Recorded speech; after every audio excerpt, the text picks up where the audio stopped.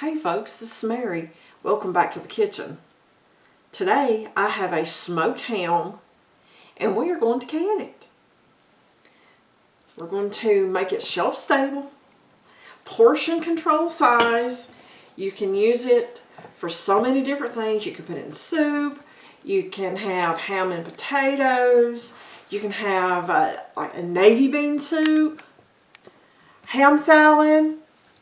But first thing I'm going to do is cut some of this fat off, because we do not want all this fat in our meat. A little bit of fat is okay, but gobs and gobs of fat like that we don't want. Why? Because fat will go rancid. Okay.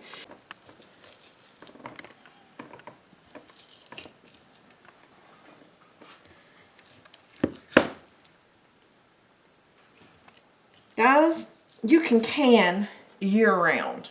Okay, doesn't have to be summertime to can.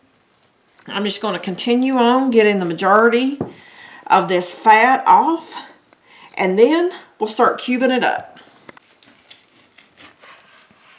Okay, folks, I've cut a lot of the fat off, so let me just put that over there out of the way. Now, for me, this is just a little ugly piece. I don't know what it is, but it's ugly, and I don't want it in my jars. So I'm just going to slice this into about 1-inch cubes. And I'm going to keep slicing until all this is sliced. Then we are going to put it in our jars. Okay, I have my ham cubed up. Okay, I'm going to put it in my wide mouth jars. Always use wide mouth jars when you can meat, folks. It's just much easier all the way around. Okay. Now, you notice I'm not putting salt in these jars. Normally, whenever I can meat, I put salt in there. But folks, to me, ham is super salty, and I am not going to put any additional salt. If you like a lot of salt, then add salt.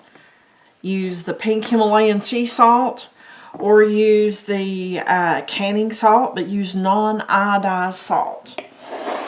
Okay, let's do another couple of these right here. Do you guys like canned ham? How many people have ever canned ham? Let me know in the comments. Is there anything that you would like to see canned? Give me some ideas. Hey, I would love to make videos that you folks want to see. Just give me some ideas. Okay. Let's set this aside for a second. Okay. Now, these are cold jars, cold meat. My canner is cold, so I'm putting cold water in there. We don't want any type of a thermal shock, because we certainly don't want any jars to break.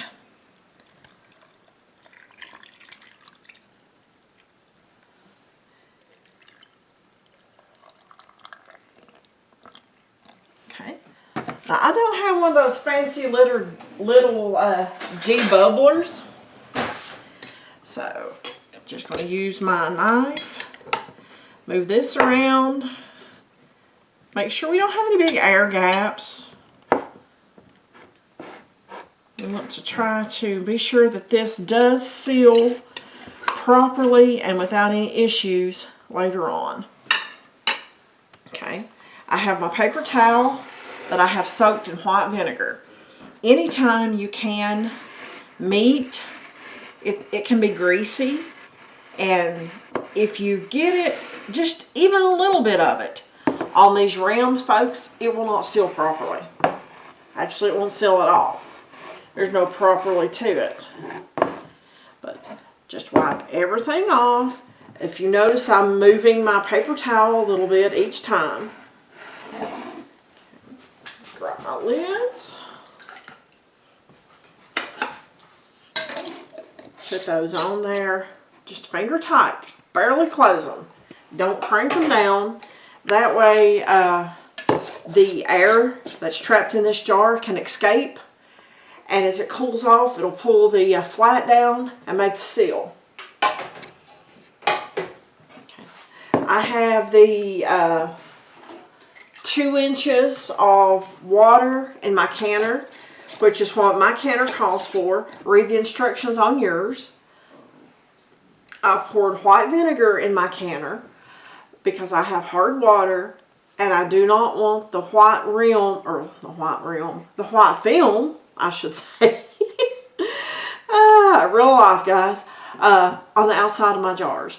For me, it's much easier to put a little bit of vinegar in there now than have to clean every one of my jars in a little while. Okay, I'm going to put the lid on this. I'm going to bring it up and let it vent for 10 minutes after it comes to pressure. Then I'm going to put my jiggler on there, which has a 10-pound weight for my altitude. Once it starts jiggling, I'm going to let it cook for 75 minutes. Okay? If I had quarts, it would be 90 minutes. That's the times for anything with meat. So I'll bring you along a little bit later in the process and we'll show you what we got. Okay, as you can see, this is putting a really good amount of steam up, and the little pressure valve is up, so it's come up to pressure, and it's vented for 10 minutes. Okay, I've turned my heat down from high to about 5.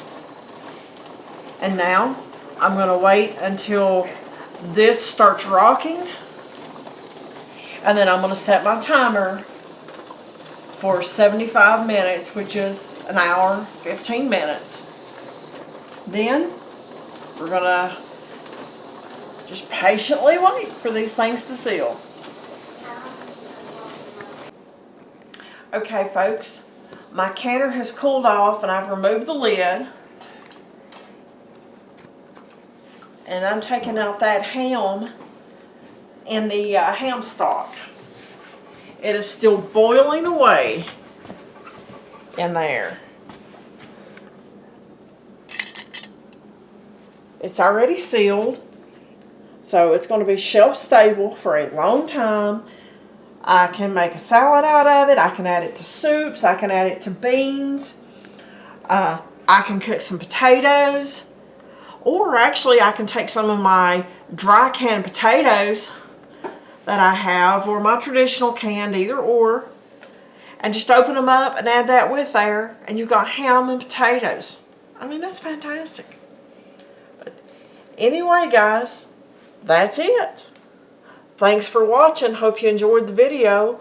Like, subscribe, and share, and we'll see you all in the next video.